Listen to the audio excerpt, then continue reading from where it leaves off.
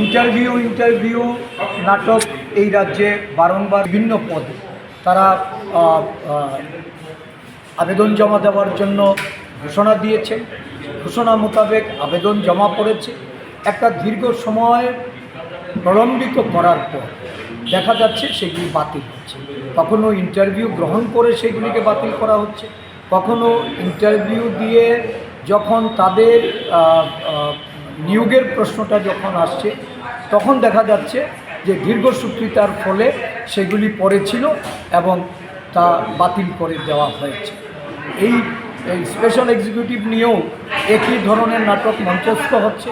আমরা জানতে চাই যে আগে যে আবেদনগুলি জমা পড়েছে এই আবেদনগুলি কেন তারা এটাকে বাস্তবায়ন করেনি, কেন এই আবেদনের ভিত্তিতে নিয়োগ করা হয়নি।